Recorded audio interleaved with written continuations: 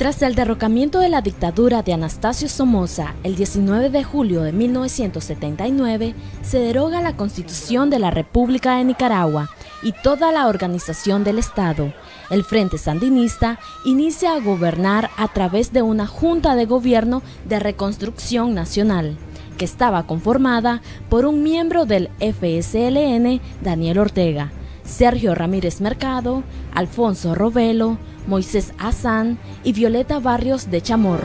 Tratar de encontrar un apoyo inmediato para el gobierno de reconstrucción nacional entre los países democráticos del mundo y especialmente los de América Latina. Esa es nuestra tarea principal y en el momento que nosotros ingresemos al territorio nacional comenzaremos a trabajar en los asuntos de orden interno, que serán muchos y muy difíciles. Violeta, ¿cuál será la primera medida que tomará el gobierno de reconstrucción ahora que entró en funciones? Mira, la primera medida que vamos a tomar el gobierno de reconstrucción nacional en nuestra patria será empezar a hacer por una democracia, que no la hemos tenido desde hace 45 años.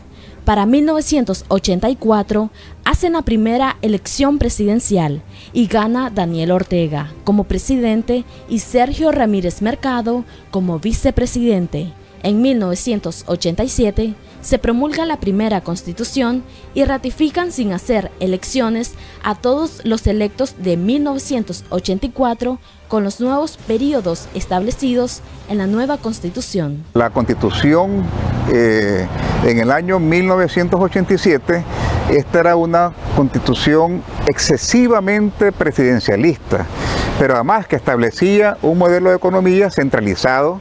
El Estado era el motor de la economía en ese momento, establecía el servicio militar obligatorio y otra serie, establecía que el presidente de la República no solamente podía dictar decretos, sino que podía incluso legislar por encima de la misma Asamblea Nacional. Que el presidente podía establecer tributos, o sea, impuestos, sin necesidad de pasar por la Asamblea. Que el presidente podía establecer acuerdos internacionales sin siquiera consultarlos con nadie. Entonces eso había que corregirlo y por eso es que se hace la reforma de 1995. En la década de los años 80, Nicaragua atravesó un contexto político muy crítico, poniendo presión una guerra general entre nicaragüenses que se impuso de manera obligatoria el servicio militar patriótico, ocasionando más de 25.000 muertes, en su mayoría jóvenes, una migración masiva de jóvenes y familias enteras, una economía colapsada, el rompimiento de las relaciones comerciales internacionales, una situación regional en Centroamérica en conflictos guerrilleros como El Salvador y Guatemala, que acusaban a Nicaragua de exportar la guerra.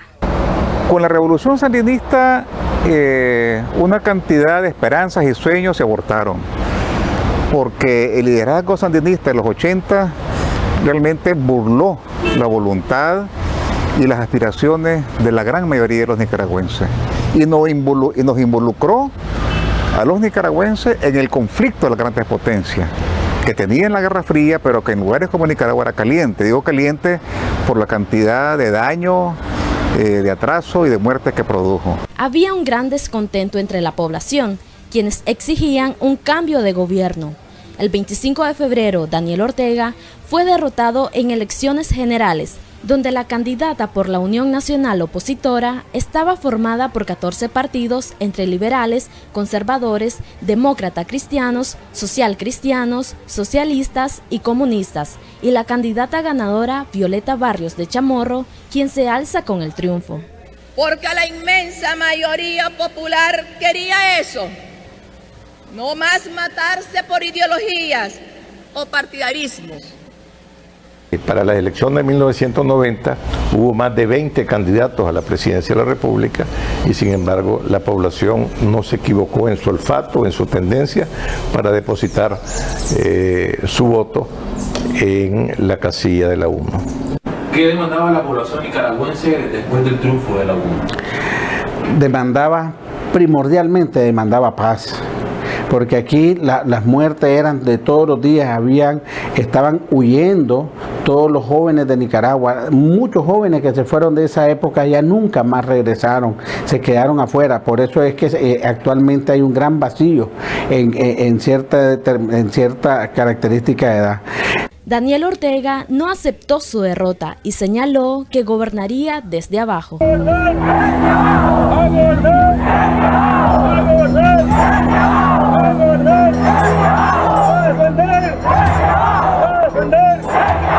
¿Pero qué significó eso? Vamos a gobernar desde abajo.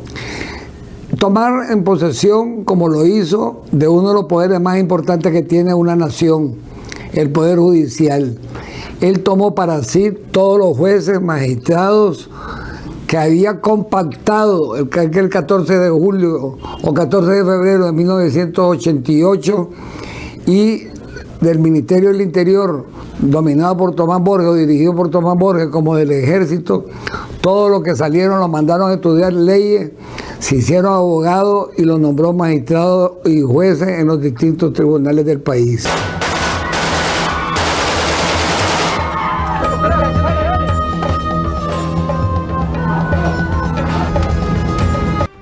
Esto desencadenó una crisis política en el período democrático, que se reflejaron en azonadas y el levantamiento de tranques en gran parte del territorio nacional, principalmente en Managua. Él tomó esa decisión y utilizó esa frase, que lamentablemente después se produjo en una cantidad de azonada, de revuelta, que le hicieron muy difícil, no solamente a doña Violeta, a su gobierno, sino que también a los gobiernos posteriores del doctor Alemán y del ingeniero Bolaño. Le fue muy difícil a doña Violeta gobernar, pero desgraciadamente se debe a los famosos pactos o compromisos que firmara su yerno, quien fue el que prácticamente dirigió el gobierno desde la 1 y apartó al equipo político que estaba conformada por todos los presidentes de los partidos políticos que habían participado. Antonio Lacayo, que en paz descanse, se hizo cargo de dirigir y gobernar Nicaragua y hacer un cogobierno con el Frente Sandinista, no, más bien con Daniel Ortega. Ante la falta de experiencia política, el yerno de doña Violeta Barrios, el ingeniero Antonio Lacayo, junto a Luis Sánchez Sancho, Carlos Hurtado y Alfredo César Aguirre, suscriben un acuerdo con Humberto Ortega bajo la figura de un proceso de transición donde permite que los poderes del Estado, judicial, electoral, las mismas fuerzas militares, la policía, el manejo y generación de energía y espacios importantes en la banca estatal siguieron siendo dirigidas por el FSLN. En ese tiempo dejaron manejando todavía a miembros del Frente Sandinista todo lo que correspondía a la parte de energía de Nicaragua, todo lo que era lo que concentraba la energía, producción, distribución, etcétera, todo lo que correspondía a energía, y dejaron metido a los cuadros principales dentro de las estructuras de la banca estatal. Ellos básicamente, como dijo Antonio Lacayo en su momento en una entrevista en el 2006, tuvieron que cogobernar. Para el Frente Sandinista tuvo que cogobernar con doña Violeta para poder hacer que este país comenzara a funcionar. Y en ese acuerdo o pacto de transición es a donde comienza a romperse la 1. Se rompe la parte más dura, que la manejaba Virgilio Godoy, que era el que venía del PLI, que estaba el vicepresidente de la República. Desde la firma del pacto de transición, firmado por Antonio Lacayo, yerno de doña Violeta Barrios de Chamorro, la Alianza Nacional Opositora se comienza a fraccionar y desembocan en dos hechos históricos, que son el rompimiento del FSLN con el desprendimiento del Movimiento Renovador Sandinista, MRS, encabezado por Sergio Ramírez Mercado y Dora María Tellez. Fue un tema de decisiones políticas, en el sentido de que desafortunadamente ninguno de los integrantes o partidos políticos de la 1 habían sido nunca gobierno, no conocían efectivamente cómo gobernar. y el Frente Sandinista, que estaba pasando a ser oposición, él no conocía la palabra oposición, no conocía cómo poder administrar esa situación que le estaba ocurriendo.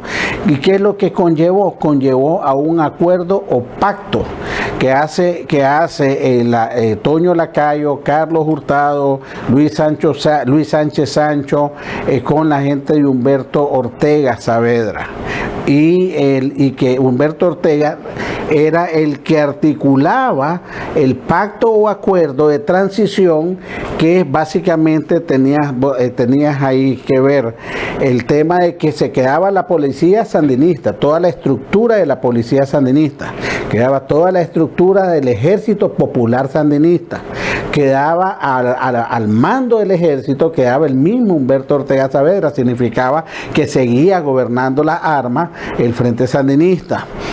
La segunda fue las reformas constitucionales en la Asamblea Nacional y la reforma a la ley electoral, logrando este pacto con el Partido Social Cristiano, liderado por Luis Humberto Guzmán y Cairo Manuel López, quienes tenían la mayoría de diputados en el Parlamento y una facción del Partido Conservador.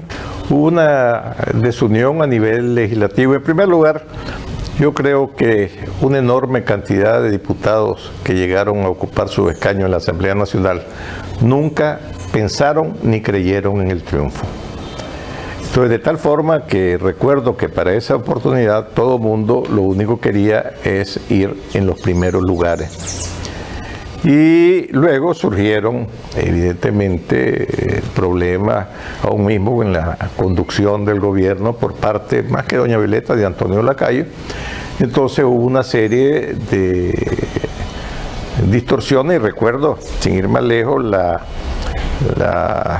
reforma constitucional que se hizo para evitar la candidatura del ingeniero Lacayo por parte del partido Proyecto Nacional, PRONAL.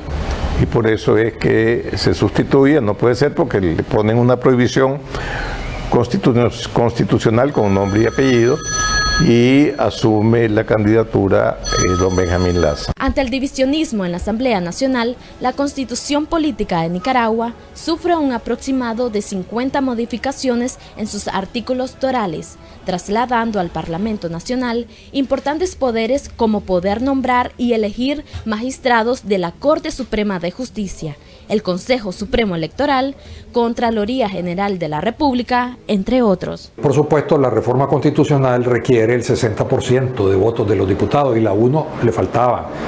No teníamos el 60%, teníamos la mayoría absoluta, pero nos quedábamos en 51 diputados de 56 que se requerían. Por lo tanto, no pudimos llevar a cabo las reformas constitucionales solo lo de la UNO, hasta que la bancada sandinista se partió en dos. El grupo que después fue a organizar el MRS se acercó. De hecho, Sergio Ramírez me llamó, invitó a una reunión para decir de que ellos estarían dispuestos a apoyar la mayoría de las reformas planteadas por la UNO. Y entonces ya juntada el grupo de ellos con los 51 de la UNO, llegamos hasta 70 votos. Y con esos 70 votos se hicieron las reformas constitucionales del año 95 que abrieron el país hacia una situación aún más democrática, y era el momento oportuno, porque ya del 90 al 94 nosotros habíamos hecho todo lo que se podía hacer con mayoría simple, nada más. Claro que hubo las reformas constitucionales y de ahí surgió la famosa ley marco también, que la ley marco, a mi juicio, no es más que un acuerdo o un pacto político entre ambas partes. En esa circunstancia era entre el Ejecutivo y el Legislativo. Y esas reformas constitucionales, ellos, los MRS, establecen de tal forma, de tal manera, de que ellos ahí de verdad es a donde se reparten los poderes del Estado, se reparten el Consejo Supremo Electoral, se reparten la Corte Suprema de Justicia y se reparten también la Contraloría General de la República. En 1995 se establece un porcentaje incoherente del 45% para elegir presidente. cantidad inexistente en ninguna parte del mundo. Es decir, la constitución sandinista original estaba como está ahora, otra vez después de las reformas que efectuó Ortega en el 14, que es que gana el que saque más votos, no hay un mínimo para el presidente, así está otra vez. Entonces se estableció en esa reforma del 95 un mínimo de 45% de los votos para el presidente para poder ganar. Y si no se llegaba nadie al 45%, entonces se pasaba a segunda ronda los dos primeros. En ningún país del mundo existe ese porcentaje del 45%. Solamente se fue sacada de la manga de la camisa del MRS y de los socialcristianos. Porque ellos lo que estaban obligando era que de ese 45% que en ningún país del mundo existe, pudiera alcanzar una segunda vuelta, y la segunda vuelta, agarraban poder en el Consejo Supremo Electoral, en la Asamblea Nacional, agarraban poder a nivel estructural, porque en una segunda vuelta también ellos estaban seguros de que podían ganar. Sumado a esto, la selección de residuos electorales al momento de contar los votos para la elección de diputados y concejales municipales. Asimismo, la excesiva libertad de inscripciones de suscripciones populares para alcaldes y el dar dinero por adelantado del erario público para cada partido y suscripción popular para su campaña. La iniciativa de la suscripción popular, que creo yo que es bueno y que ahora que estamos en este proceso de cambio, en este parto doloroso, definitivamente tiene que retomarse, aunque le quiero señalar, objetivamente hablando, esto en ese momento no tuvo, digamos, mucha aceptación. Fueron pocas las comunidades que aprovecharon de este modelo, ¿verdad?, para participar en las elecciones locales, en este caso, sin necesidad de estar adscrito a un partido político. En este mismo periodo existía una gran participación demócrata y política para las elecciones generales, con 24 partidos políticos y 60 candidaturas por suscripción popular a nivel nacional, recibiendo fondos anticipados por un aproximado de 1 millón de córdobas para cada uno de los participantes a la campaña electoral, generando actos de corrupción doloso. Te voy a enseñar cómo estuvo en el año 1996 las elecciones. Imagínate, 24 partidos políticos. ¿Y a qué se debe la existencia de tanta presencia de partidos políticos? Muchos creen que era por el renacer de la democracia. No, precisamente por la corrupción, por dar dinero adelantado y no por votos recibidos. Y hubo, como te vuelvo a repetir, una enormidad, todos ellos, a excepción de 3, que pagaron lo que el gobierno le había dado cuando ellos no sacaron el porcentaje correspondiente. Y muchos se valieron de haber tenido un diputado con menos de 1000 votos por los residuos electorales. Eso es lo que significó el no ir unido, la pérdida del poder, pero en realidad, de verdad, el pueblo nunca ha sido frentista, ha sido más bien opositor al Frente Sandinista.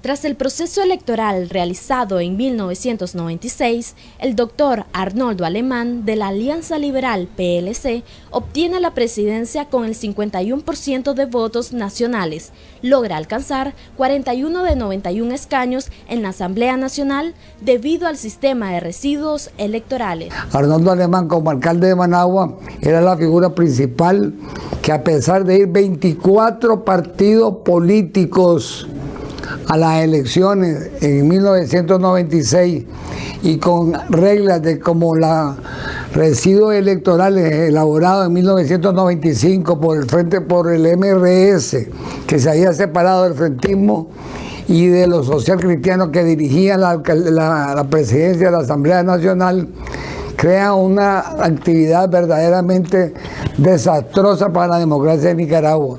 Y Arnoldo Alemán, el pueblo creyó, confió y dijo, si cambió en Managua, podrá cambiar Nicaragua, y así es.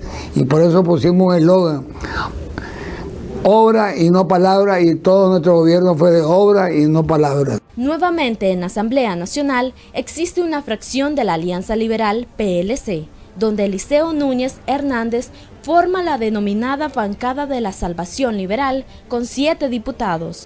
Estos 8 diputados se salieron de la UNO y se fueron a votar junto con la bancada del Frente Sandinista.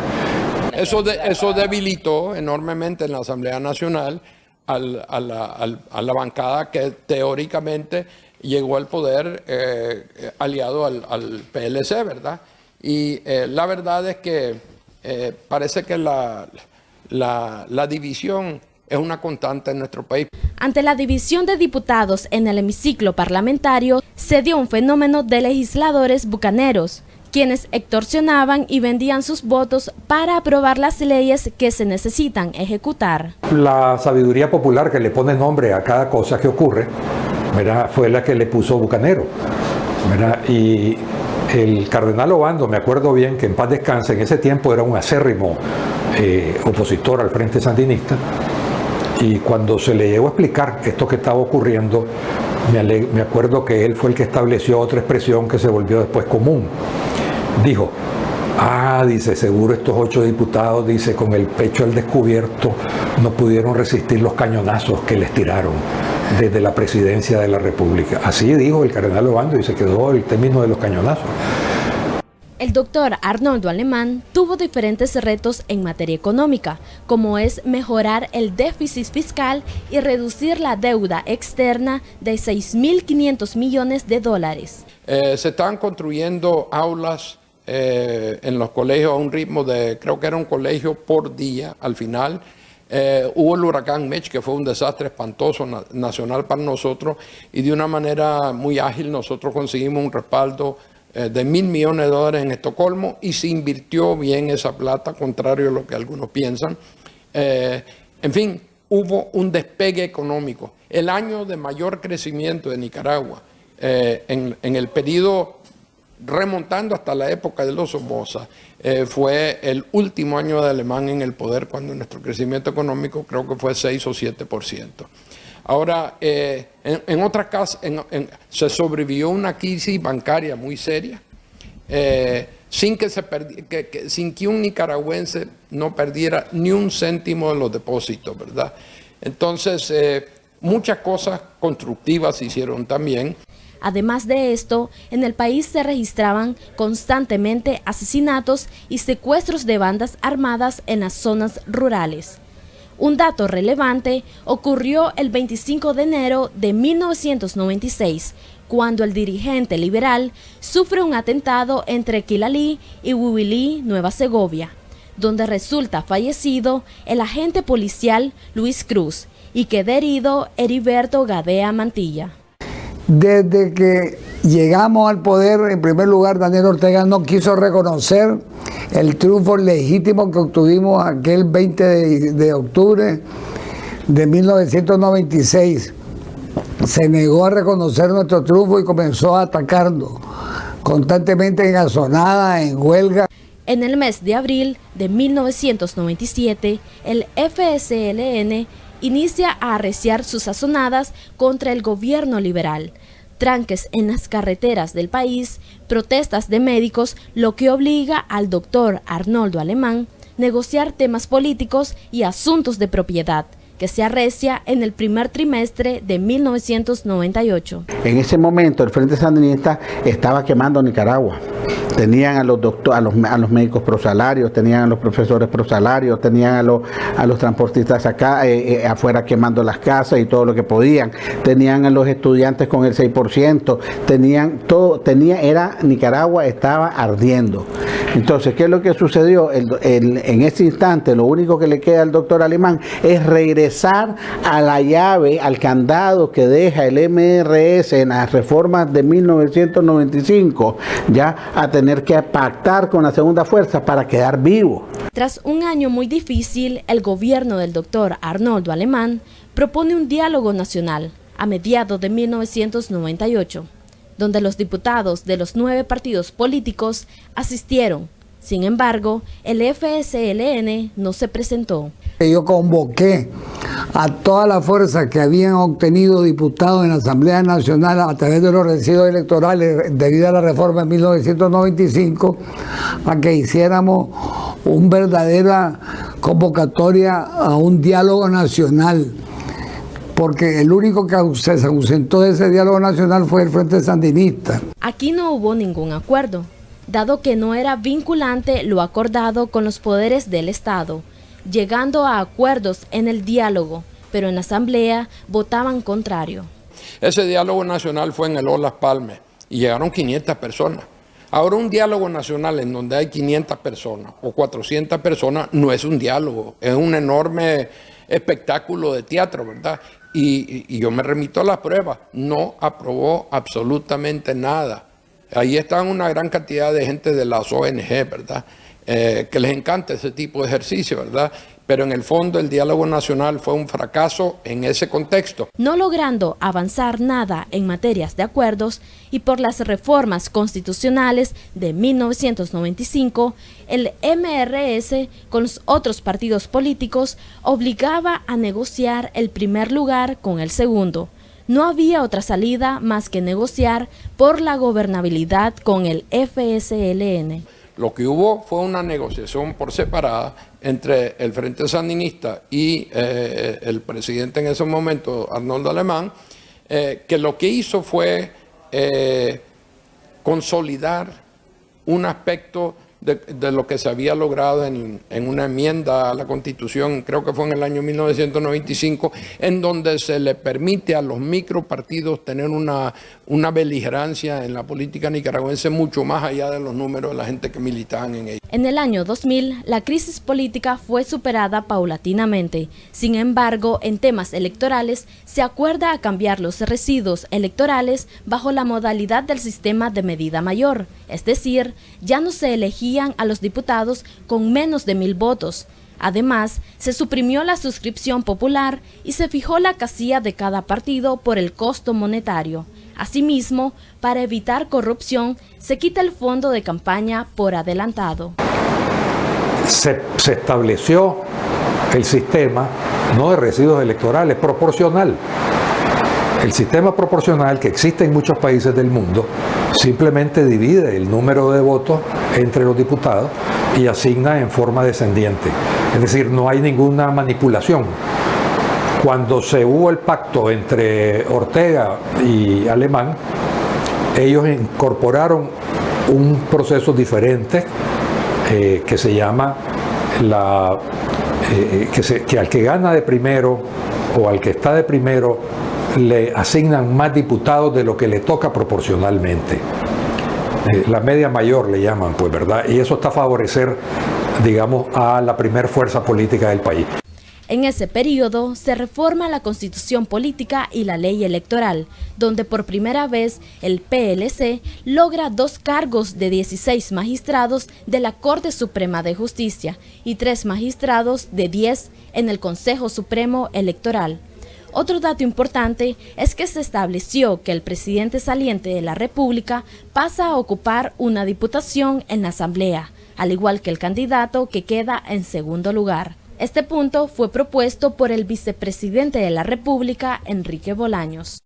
Pero teníamos 41 votos de los liberales del PLC, de la Alianza Liberal, y 15 diputados obtenidos por residuos electorales, sumamos 56 miembros, que se necesitaban transformar la Constitución debido a que en el año 1995, como te repito, el MRS junto con los socialcristianos transforman la Constitución de 1987 que le daban dominio o preponderancia a la presidencia de la República, y ahí le dan prácticamente gobierno a la Asamblea Nacional de proponer todos los miembros de los poderes del Estado.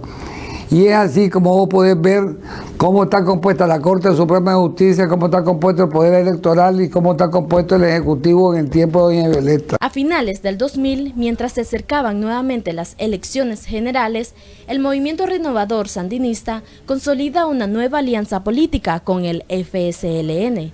denominada Convergencia Nacional, y regresa nuevamente a su origen, generando este punto importante una fricción entre Sergio Ramírez Mercado y Dora María Telles. ¿Qué es lo que sucede? En el año 2000 es donde aparece, comienza a aparecer el MRS nuevamente en la palestra, porque el MRS desde el 94, 95 con la 94 con la creación, 95 con la reforma, ya más la pérdida abrumadora que había tenido en el 96 en las elecciones, el MRS se demuestra no tener, y habían pasado también elecciones regionales en el 98 y el MRS no había demostrado que no tenía estructura, no tenía base, no tenía un montón de cosas, y llegan a un acuerdo a tratar de montar una alianza con el Frente Sandinista, y regresan a esa alianza con el Frente Sandinista.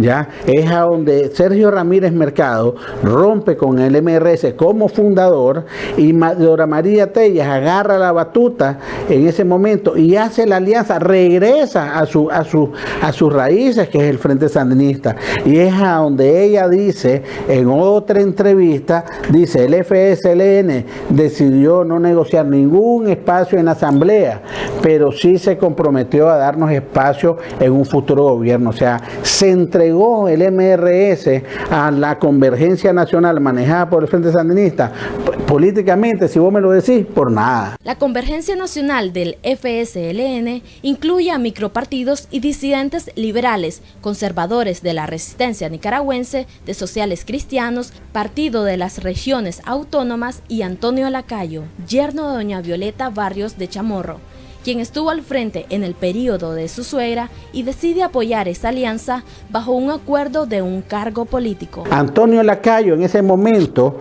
también llega a un acuerdo con el Frente Sandinista, ya, y se junta a la Convergencia Nacional, ya, cuando el Frente Sandinista le dice: vos vas a ser el canciller nuestro, y él acepta ser canciller en un gobierno que fuera, que fuera del Frente Sandinista.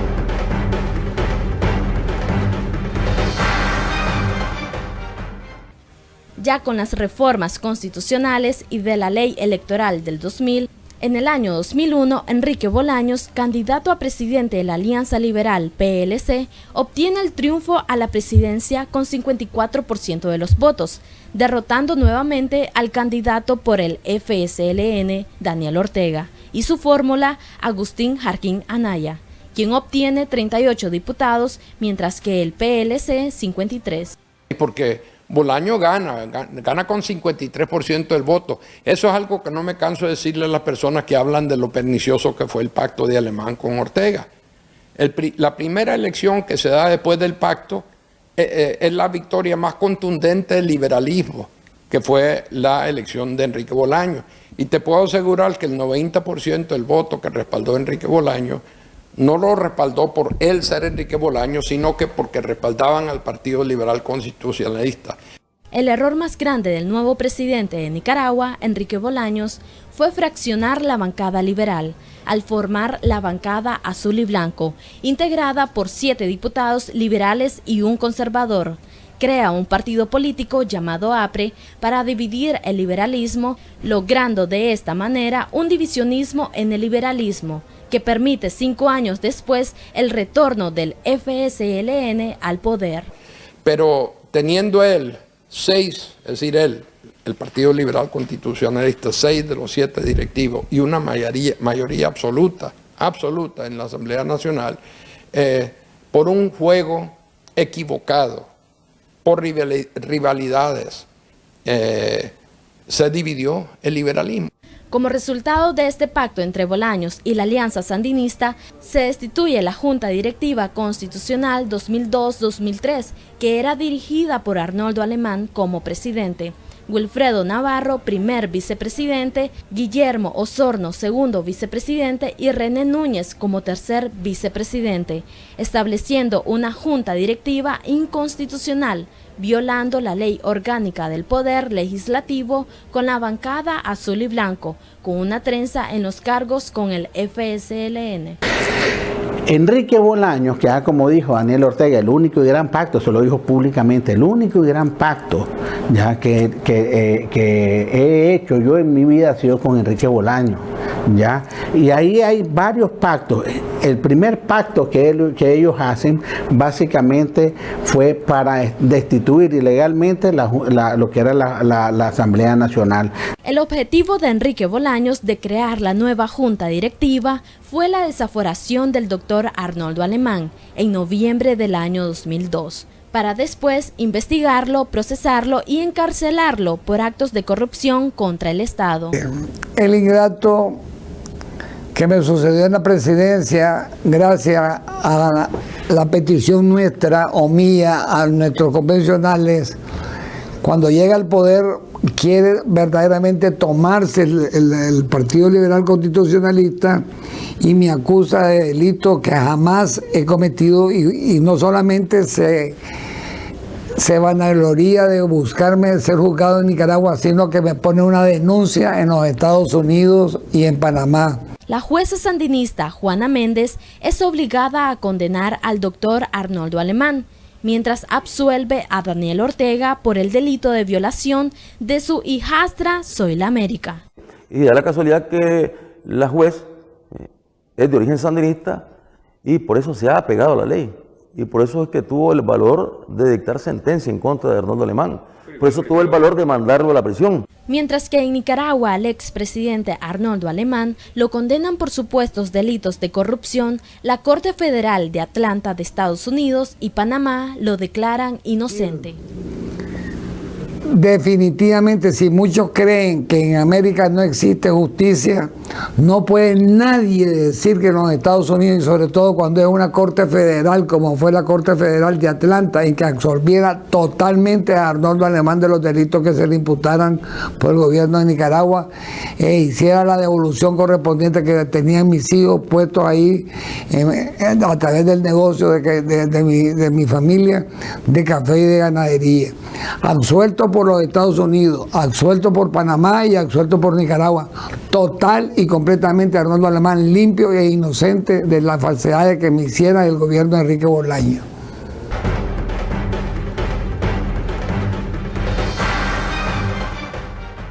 Para el año 2006, los partidos políticos se preparaban para las elecciones presidenciales. Sin embargo, Eduardo Montealegre, quien fungió como ministro de Relaciones Exteriores presidido por Arnoldo Alemán, abandona las filas del PLC. Se opone a correr como fórmula de José Rizo Castellón bajo un solo partido liberal. Yo creo que hubiésemos sido, y en ese entonces creo que era una fórmula, como yo la llamaba, químicamente pura. Ofrecíamos un rumbo diferente a Nicaragua y hubiéramos establecido también el sendero para que Nicaragua...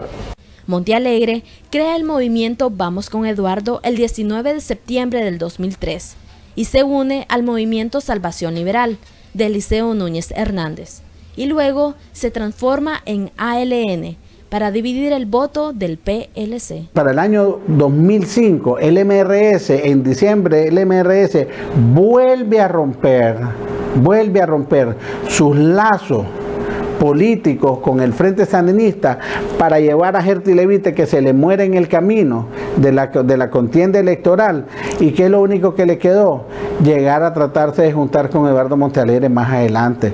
Y mira, aquí yo quiero dejar claro, aquí ha habido pacto en el 90, pactos que nos hicieron mucho daño en las reformas del 95, en la ley, en la Constitución y en la ley electoral, mucho daño. Es más, muchos de los daños que estamos viviendo hoy en día vienen formulados por las reformas constitucionales de 1995.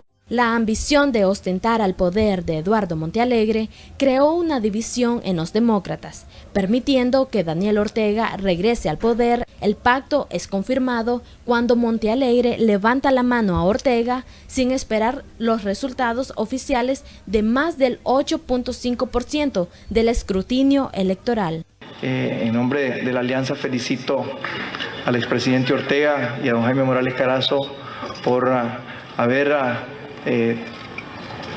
triunfado en estas elecciones. Teníamos un pacto de caballeros con Eduardo Montealegre, que si ninguno de los dos estábamos de acuerdo con los resultados, nos dedicaríamos a denunciar el fraude electoral. Y lo que ocurrió con Eduardo es que la gran sorpresa que en la mañanita ya fuera a levantar la mano de don Daniel Ortega. Es lo histórico de esas elecciones.